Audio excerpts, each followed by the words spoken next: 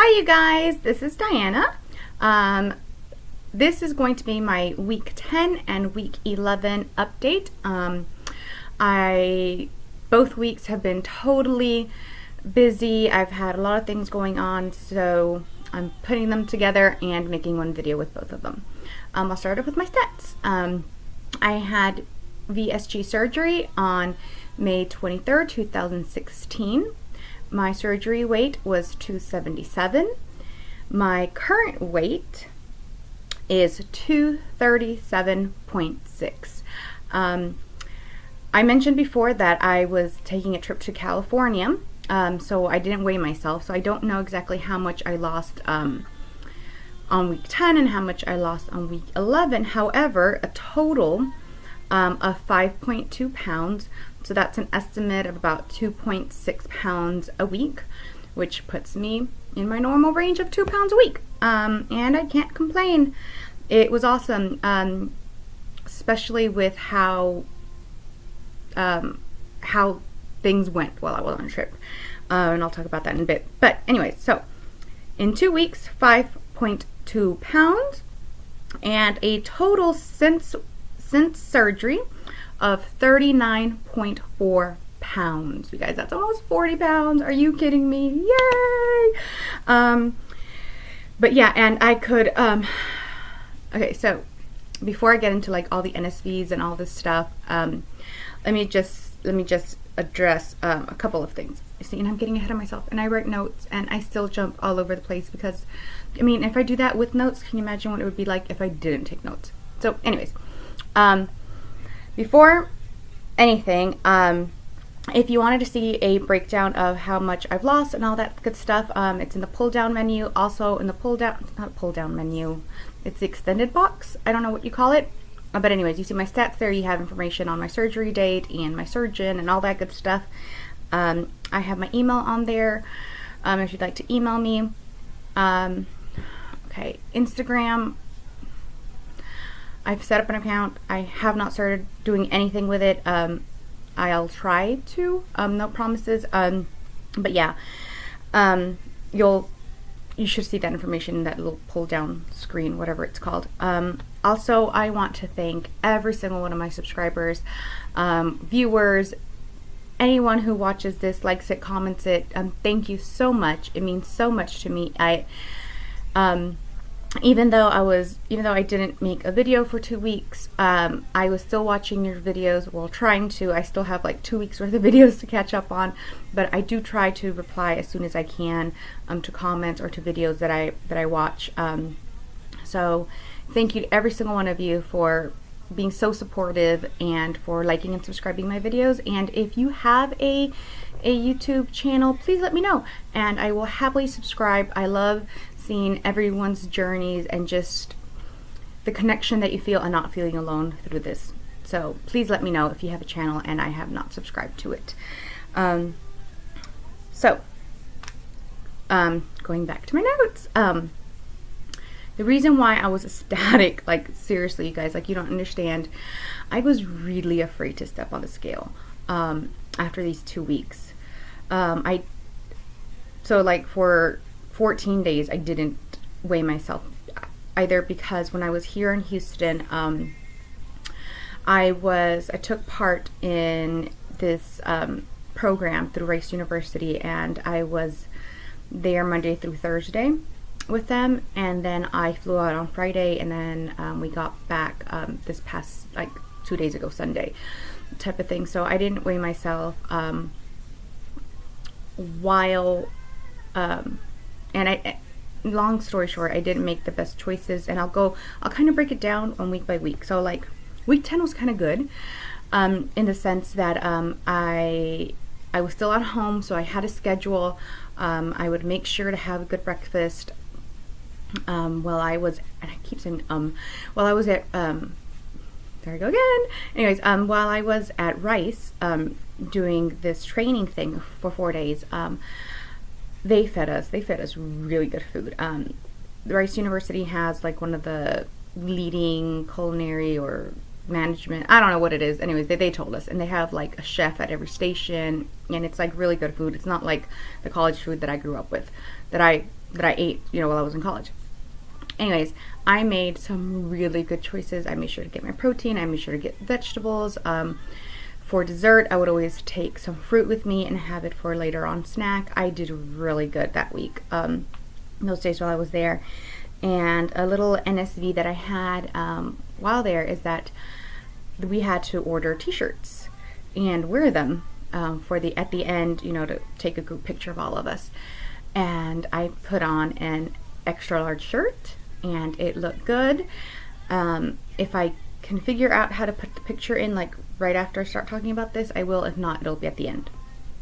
And it felt so good to put on that extra large t-shirt and not feel like I have to be like tugging at it and making sure that my rolls are bulging out or something like that. So that was great. Week 11, moving on to week 11, and that's the one that week 11 was really the week that I had most fears about, because I was not consuming the right amount of protein at all. I mean, I was logging everything that I ate. I would try, but I mean, after weight loss surgery, you're not really hungry. You don't feel hungry. At least I haven't felt hungry. I haven't had that urge of I feel hungry. I can sometimes, every now and then I'll get a feeling of like I feel empty, and I know that my sleeve is empty, but it's rarely, because if I'm drinking water, then it's not empty type of thing. But I did, and I took protein, and this is the thing. So I packed protein shakes, I packed protein snacks, protein bars, jerky, the complete cookie thing. Did I say protein bars already? I took everything because I was going to be set and I was going to have everything that I needed, and just in case I couldn't find something, blah, blah, blah, blah, blah. I, on a good day, maybe hit 50 grams of protein. And I'm talking about on a really good day. Other than that, I was in the 30s and 40s, and I was going the entire day. I was, I look, my phone tells me how many miles and steps I've taken type of thing, and every day it was between 5 to 10 miles of walking. And that's just walking. That's not including like when I was at the beach and like, swimming and jumping waves and all that good stuff. So from what I've heard, whenever your body is not intaking the needed amount of protein and calories, it'll hold on. It'll hold on to those calories, and you'll see a stall. So yesterday when I weighed myself, before I got on the scale, I was really scared. I'm gonna say scared, but it's not really like scared because I was hoping I wouldn't gain any, but I didn't think I was gonna lose any. So to see a 5.2 loss, averaging 2.6 a week, it was fantastic. And that's that. So I mentioned I didn't exactly intake the right amount of protein, but I was also eating things. I allowed myself to eat things that maybe I shouldn't have eaten, but I mean, I really didn't care. And I know that sounds not like the greatest thing, but I mean, I was at Disney and I wanted a churro. I mean, I didn't eat the entire churro. I had like a couple of bites. Okay, more than a couple of bites. I had like a third of the churro that I shared with my little sister, and it was yummy. I had about a third of a croissant. I'm trying to think what other like naughty things I had. Cheez-Its. Oh my goodness. Cheez-Its. I had some Cheez-Its and they were the greatest thing. Or at least that's what it seemed like to me at the time. But other than that, I tried to eat protein first type of thing.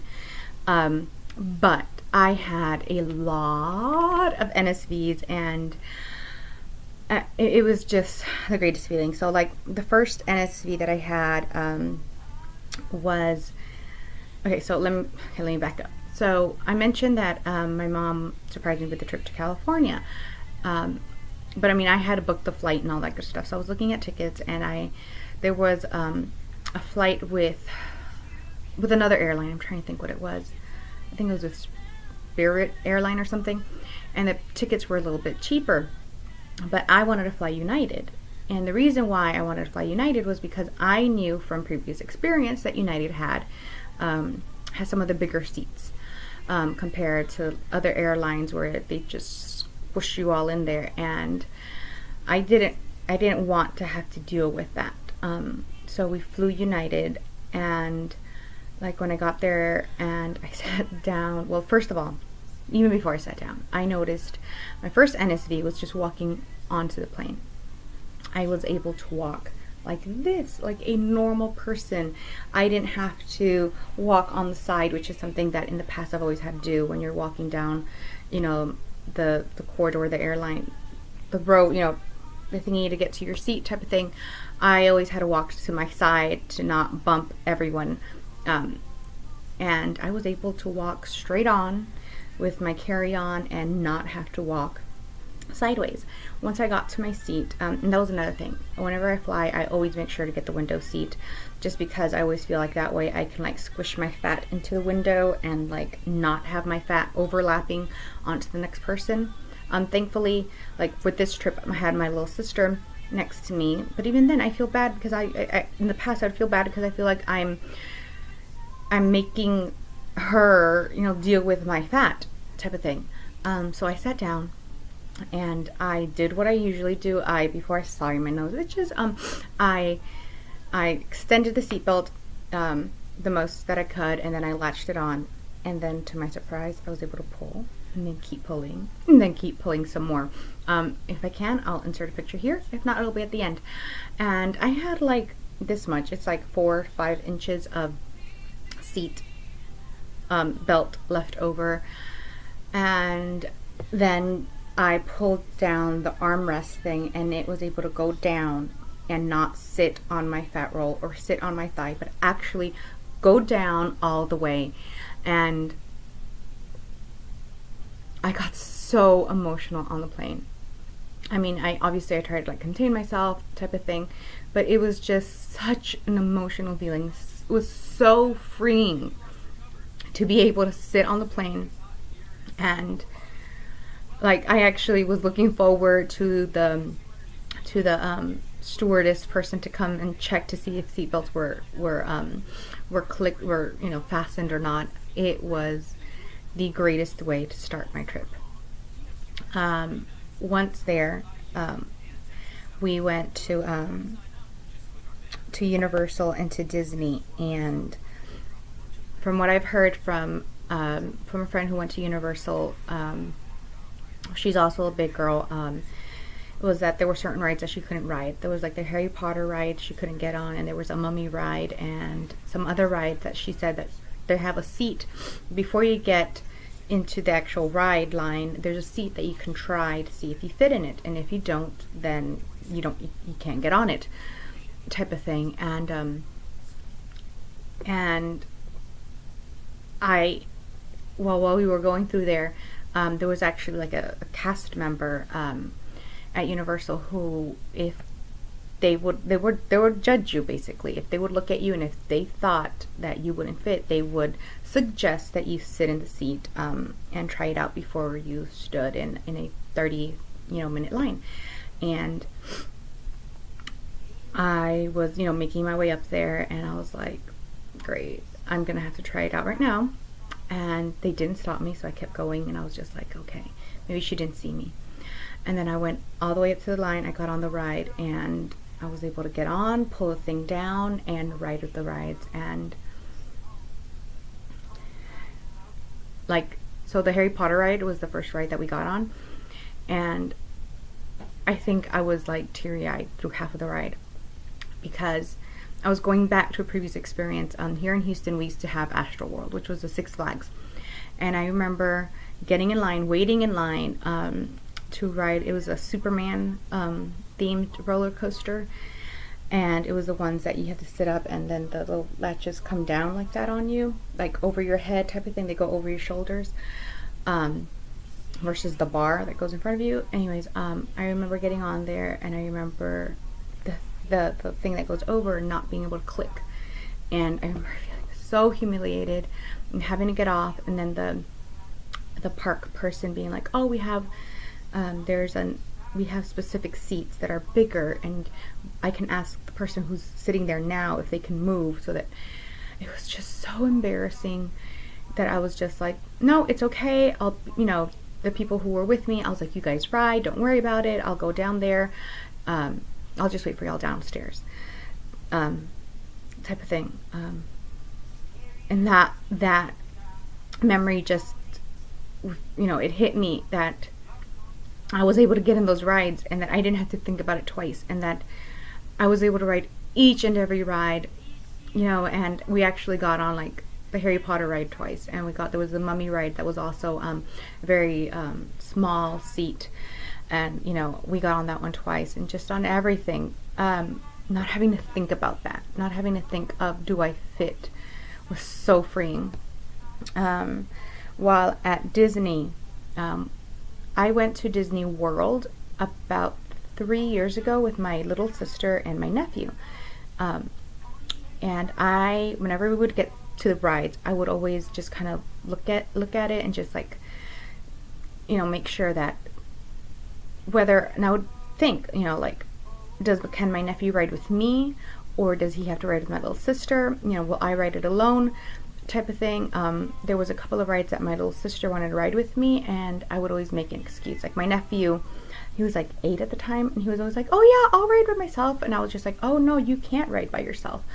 It's the rules, type of thing. But at Disney, it was just the two of us. So there was no like, what are you gonna do, ride by yourself? And there were 2 rides that were like, that I could tell were like the smallest in width size. One of them was Dumbo, the Dumbo ride, and we both sat in it together, which to me was an NSV, just because I know how small or snug that ride is. And another one was this Orbiter or something. It's this little rocket ship, and I saw people while we were in line waiting to get on that ride. I saw people try to get in and then have to feel that same shame that I felt because they didn't fit in it, and have to get out and just let their kid ride alone, or have to explain to their kid that they're not going to get on the ride. So to be able to sit in that ride, and the way that you sit on it, it's kind of like a bobsled type of thing, where you sit in this like canoe looking thing, for like the smallest person in front and then the bigger person in the back. And the fact that we were both able to sit in it somewhat comfortably was fantastic. The fact that we were able to sit together in every single ride, and I didn't have to think about, do I fit, was the biggest NSV, was the biggest milestone that I've like had since surgery. Which just takes me back to how grateful I am that I made this decision to better myself, to have a better quality of life, to experience things the way I've never experienced them before, type of thing. Another NSV, sorry, get emotional.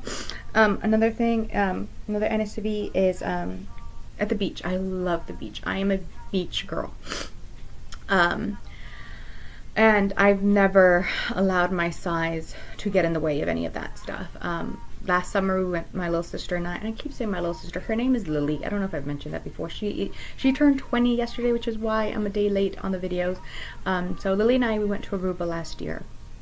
And I was out there and I got a tan, and it was the greatest. I've never let my size, or what I think people think about my size, get in the way of me experiencing life. Because life's too short for that. But going back to what I was talking about, this time at the beach, I wasn't going to buy a new bathing suit, but I probably needed to, because, and I got a really good tan. I don't know if you guys can see, but I really love my tan. Anyways, so the waves were we went to different beaches, but at one beach, the waves were really aggressive, and it almost knocked my bottom half off of me, like, to the point where where there was another wave coming, and it knocked me over because I was frantically trying to pull up the bottom. my bottom suit, and I was not even paying attention to the wave that was coming. I was more looking to see, like, did anybody see that? Did anybody see me? You know, and the fact that my bottom was like down to my knees, type of thing. So that was another little funny NSV type of thing that I have to get a new bathing suit. But yeah, these past 2 weeks were really great and really helped me to see how far along I've come. And I will put in some pictures because my friend Ella, I mentioned her before, she actually sent me a text.